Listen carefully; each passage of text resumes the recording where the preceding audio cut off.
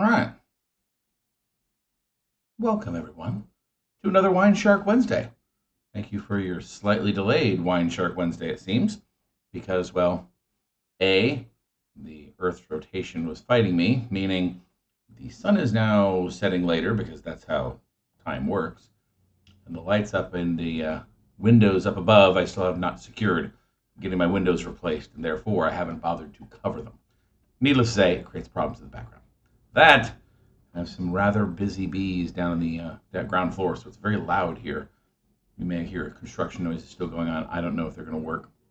The last time these fools tried to change the door, it took them almost 24 hours, and they worked overnight. So, anyway, that's my Wednesday. Greetings to you, Ms. Donna Den. Thank you for joining us. So today we are going to be talking about an ice wine review. We're going to do our little thing. We're going to do the one shot of the wine quiz again, and then we're going to do our grocery store grab today, which I'm already enjoying because, well, I need a drink, damn it, and it's going to be a lot of fun. You guys are going to like this once I get there. So, let's start off. Ice wine. Ice wine. I received a request, or rather, it was an informal request, but somebody was asking me about ice wine, and I know that I'd covered this both here on the channel and several other times, but when I get asked for something from a fan, I'm glad to help review the information. This time I decided to just condense it into a much more compact format. And then I'm going to do a full review slash deep dive over on Patreon. So from a Patreons, you guys are going to get another kind of full, refreshing ice wine view. For you guys here on YouTube, you're going to get a nice little overview. And maybe go out and try some yourself. So, what is ice wine? This was the first question. This is literally the question I got. So the person who asked didn't. They thought it was a joke. They thought they were thinking about ice in wine or things like that. Well, the answer is ice wine is a style of dessert wine made from grapes that have been frozen while still on the vine. Okay, so that's a very cool little way of making wine that's very unique. Now, they let the grapes ripen, and then they get frozen, which is, again, kind of an interesting timing thing, right? So there's a whole lot of risk there. We'll talk a little bit about that. Where is ice wine from? Most of the ice wine in the world was made in Canada, but it originated back in Germany as far back as Roman times.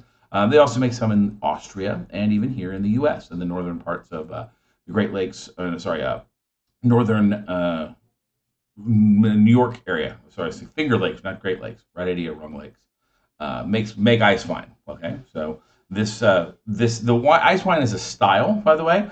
The grape types are mostly Riesling, though there are a couple of other rare types, but most of them are Sylvaner or Rieslings or things like that. So that's where they're from and what they're made from. How is it made? Well, they take these high acid grape types. They're allowed them to ripen. They allow them to freeze, as I said, and they have to be frozen on the wine. Then they harvest them in that moment of freeze, bring them inside, press them while they're still frozen, which concentrates the sugar content into much less juice. So you get less juice overall, but it's highly concentrated in both flavor and sugar. Okay? Then they do a very long, slow fermentation because of that high sugar level, and it still tends to retain a lot of that residual sugar, making it a dessert class wine. Okay, when we're talking about why would you bother with all that extra stuff, though? Well, number one, these wines are very intensely flavored. As I said, concentration is part of the art of making ice wine. They're also wines of a lot of balance because of the high acid the grapes start with. It balances out the sugar to make a nice, palatable product.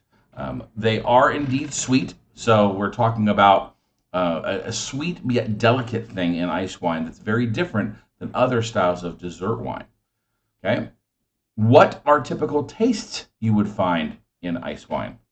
Well, as I said, it's kind of delicate, but first and foremost, it is a dessert wine. Therefore, sweetness leads the day.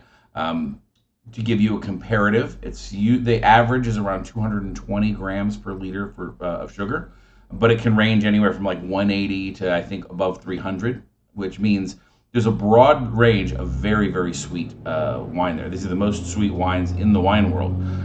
A comparative from the non-wine world, I often use Coca-Cola, which is a pretty international standard that you can get. but a can of Coca-Cola has about 150 grams per liter of sugar. So this is way sweeter, or a good degree sweeter than any given Coca-Cola. Very much in the dessert class. But the flavors are also, I said, very delicate. Things like white flowers and honeysuckle, some peach and apricot flavors. Lychee is one that I hear often. It's that, especially when I think of it, when I taste it, lychee, the fresh fruit itself is very kind of intense, but even more so when it comes in a can, when it comes in syrup, that almost syrupy flavor kind of comes along and is really wonderful in your ice wine selections. So you say, okay, this sounds great. Give me some. I love sweet things. The delicate flavors sound right up my alley. Everything about that sounds awesome. Well, that's great, but be prepared. Ice wines tend to be about twice as expensive per volume as an equivalent quality wine in the still wine, in the regular wax of dry wine world, still wine world. What we mean there is, because of the extra risk involved in getting the grapes to freeze and waiting and sometimes not getting a crop, plus all the extra work that goes into harvesting them at that special time and the long fermentation and all this, they are usually about twice the expense in cost. Most times you don't actually see them served in a regular 750 ml bottle. They're often sold in smaller formats because we also tend to drink less of them. Because they're such a concentrated flavor, we don't have a 4 or 5 ounce pour. We usually have a 2 or 3 ounce pour. So there's a little bit less. The bottles will be smaller and they'll be comparatively expensive, but they're a delightful thing that you should absolutely try out. And it's also a good evening to Dave and Mary Thomas from the north. Great to see you guys here. Hope the delay didn't mess with anybody, although I may be keeping the delay for the time being, depending on how the sunlight affects the room here. So anyway, ice wine, get it out there, try it. It's a fun thing. Again, you got to have a sweet tooth on to do it, but there are some excellent examples out there that you can find in the $20 to $30 range that are just awesome. Go looking for Canada. Try out some of their stuff, some of the amazing products. Although I think most of the stuff you're going to see at your liquor stores is going to be mostly German, but do look around. This isn't something you're going to see, generally speaking, at the grocery store. You're going to have to go to either a big box liquor retailer or a specialty store to look for this. So get out there, try some, report back, and let me know what you think. And for those of you on Patreon, we're going to do a deep dive into it, and we're going to recommend some specifics as well. So, very cool, quick summary, quick hits, kind of what we're aiming for here in 2022. Now, we're going to play Stump the Chump again with our Wine Wars wine quiz. So there are 5 categories, various portions and topics here, and I'll read them aloud. Give you a second to answer. Well, you're on a delay, and I can't hear you anyway. So, and even with the chat, that doesn't work quite fast enough. So, I'll read the question. We'll make an answer, and we'll see how well I do. Out of 5, we did pretty good when we did like half a dozen cards last week, and I think I scored pretty well. But here, you never know. So let's see. Which part of the grape is sometimes added back to the must, especially in Pinot Noir, to make a richer, more tannic wine? Is it seeds, stems, or skins? Well, that sounds like a trick question to me, seeing as how the skins and the must are kind of necessary for making red wine, if you're making Pinot Noir in a red fashion, as opposed to in, say, Champagne. But I'm going to go ahead with the obvious one and say skins. Huh? They said no, they say stems. This technique is called stem retention. I have heard of whole cluster pressing, but I did not know the stem retention word, so learn it on me. And so remember, tannins come in the seeds, stems, and skins of grapes. All 3 of those things have tannins in them. The seeds and the skins are basically already in the must, which is what I think they're referring to. Why adding it back is important, because if they destem it and then throw the sticks in there, you get more. In fact, I recommend, if you want to really taste grape tannins off the bat, either biting into a grape seed or biting into a grape stem is an easy way to get a very high dose of tannins. All right, so -1 for the WineShark, 1 for the game. We got next up, which region of France makes Pinot Blanc into good value, dry, basic white wines with aromas of apple? Is it the Loire? Is it Champagne? Or is it Alsace? Ooh. This is a good little regional question here, and so from my wine knowledge, I'm going to test we here. I don't Champagne. I'm fairly certain does not make Pinot Blanc in a good value basic dry wine style. That leaves us with the Loire and Alsace. But from my knowledge, Alsace and Alsace-Lorraine are well known for their Pinot Blanc and their love of such. Indeed, Alsace was the answer. So Loire is more in the Chenin Blanc category as their kind of crowning white wine. All right, so that's 1-1. Next up, where on the tongue will the wine's acidity be best discerned? On the tip of your tongue, the back of your tongue, or the sides of your tongue? This one, if you think about when you bite down on anything that has a good degree of acid, like a lemon or a lime, if you get that thing, where do you feel the acid in your mouth? Answer, the sides. Because that's where you often feel it in your salivary glands right here, and the sides of your tongue. It is indeed the sides. Hooray! 2-1. I'm redeeming myself. But hey, best out of 5. We'll see where we go here. True or false? The higher the quality of white wine, the colder it should be served. Well, I don't think that that's a true or false question. I think that's a poorly worded question. Quality has nothing to do with your service temperature. The style of your wine, the boldness of your wine, I think has much more to do with it. This would misassociate the idea that just because you paid more and it is higher quality, that you should serve it at the right temperature, but you can afford not to with your cheap bulk wine. I'm betting that they will say colder under the higher the quality, the warmer it's served, because cold tends to suppress our perception of sweetness and overall flavors. So we get less flavors out of a very icy cold wine than we do out of a warmer wine. Well, again, I don't think that's a quality thing, but let's see what they say. And by the way, it was true or false, right? It says the higher the quality of wine. So actually, I need to answer true or false, don't I? True or false, the higher quality of the white wine. So it's false. All right. It says false. The complex flavors of quality wines are lost when they are served too cold. Wait a minute. So the question was the higher the quality of the white wine, the colder. Oh, they said the colder, not warmer. Got it. And, well, I think the thing is don't serve your wine too cold. It doesn't matter what the quality is. That's my WineShark take. Nix that question. Although I was right, I don't take credit for that. It's a crap question. All right, last up. Who is the ancient god of wine? Your answer, me. Actually, it depends on whose religion you're speaking in. Are we speaking of Bacchus, or are we speaking of Dionysus?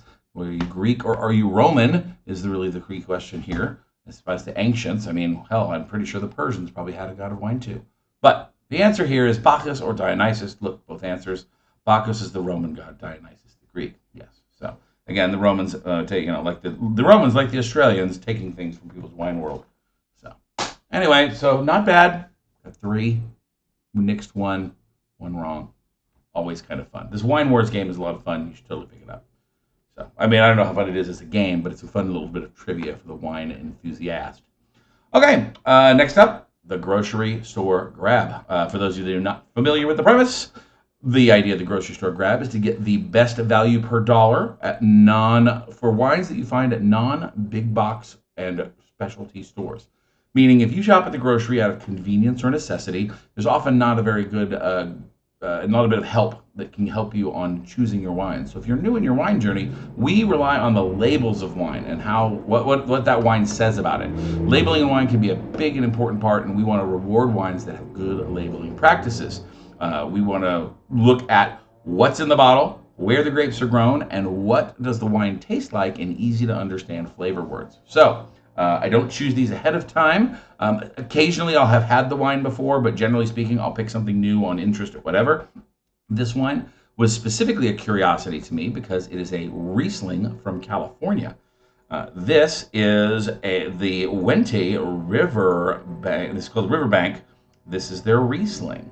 And I think I've removed my... no, there it is. Haha, there's my labels.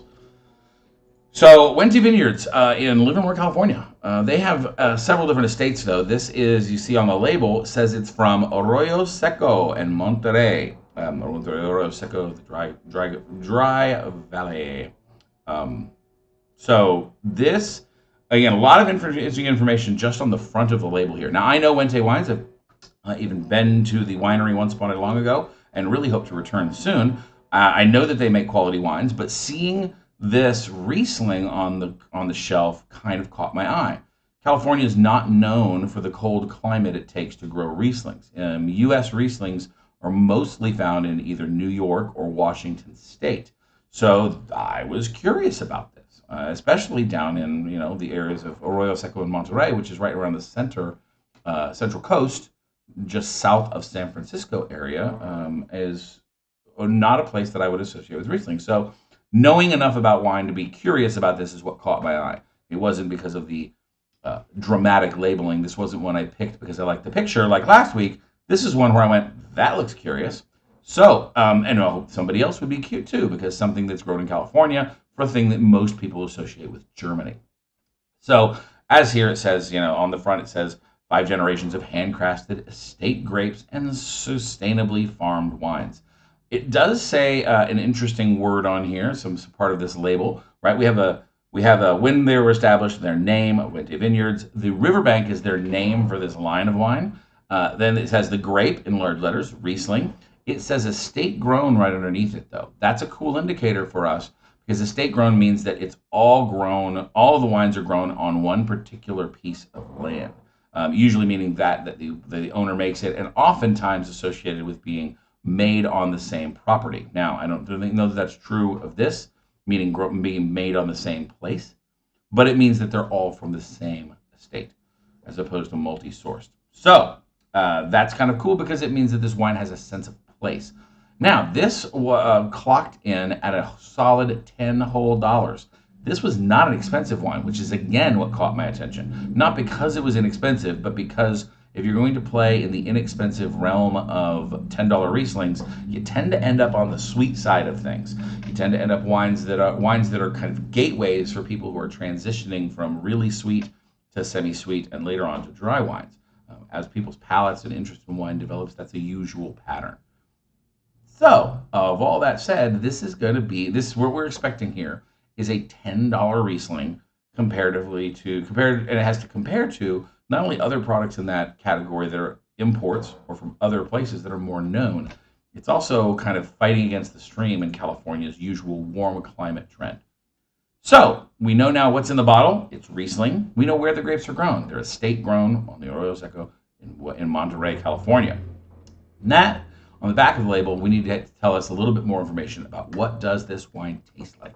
When I turned over the bottle with this and looked at it, I went, yeah, this is a great choice, for example, on the grocery store grab.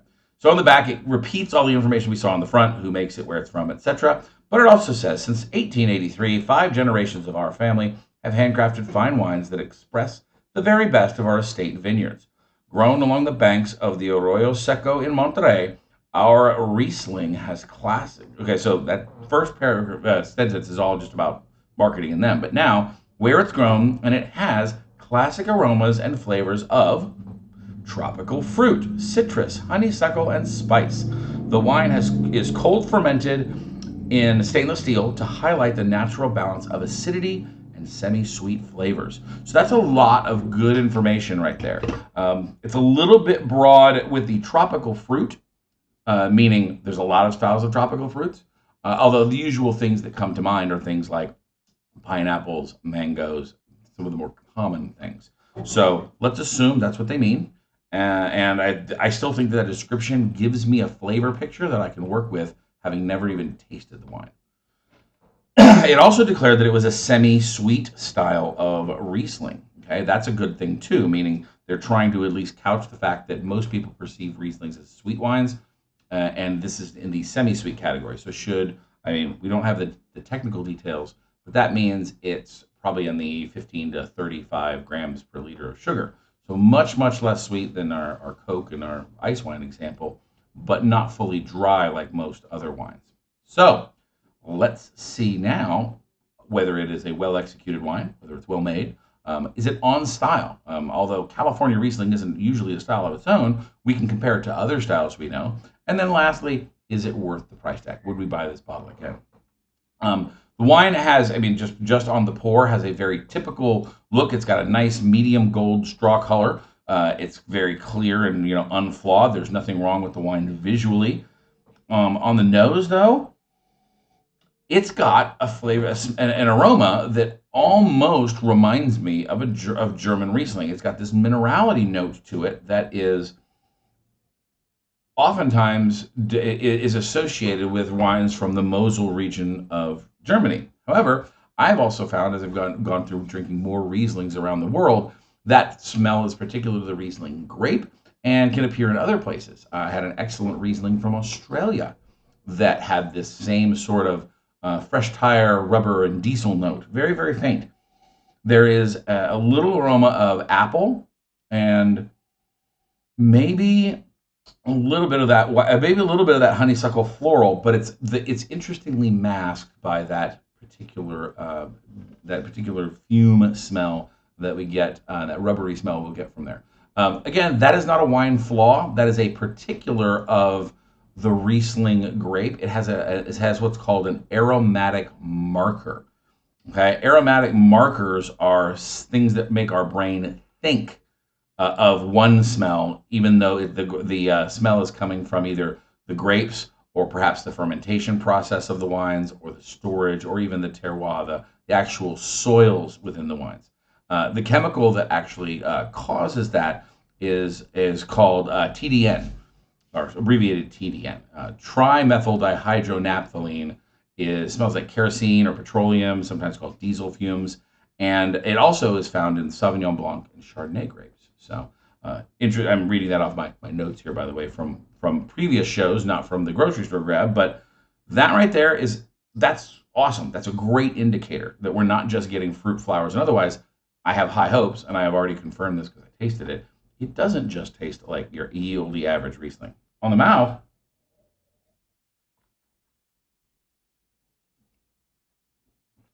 wine has a nice bit of medium acidity, maybe medium plus. Doesn't quite make your salivary glands kick off, but you can feel it on the sides of your tongue. There is a perfect example of semi-sweet. There's a little hint of fresh fruit on the front of your mouth, fresh apple, like biting into a fresh Granny Smith, and then it kind of blossoms into that more floral apricot note in the middle. The minerality across the middle of my tongue is striking. This is absolutely on par with with wines that I would consider quality wines from Germany, and kind of unique because I generally don't get that flintiness out of some of the similarly priced examples from Washington State. New York, a little bit harder to get a hold of at this price point here in our area, so I don't have a comparative in that same $10 price point. But for a $10 Riesling, this is a great Riesling that you can try. And as an educator, I would introduce people as this will show you that Riesling isn't always sweet. Right? That's a really a bad stereotype that I'm constantly fighting, because Riesling is such a great versatile grape and can be any style you want.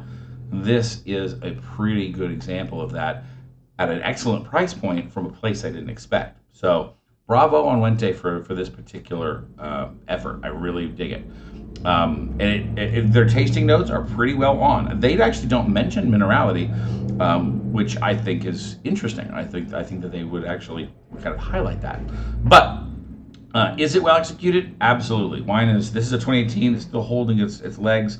I wonder if this is a little bit newer, if this vintage is a little younger, whether it would be closer to that style. But I got to say, it is well executed and holding strong. Is it on style? Yes, but not for its own area, I guess, because what is California Riesling, as I said before? So is it on style? I'm going to give that a yes, especially if you're expecting a nice mineral-based semi-sweet Riesling.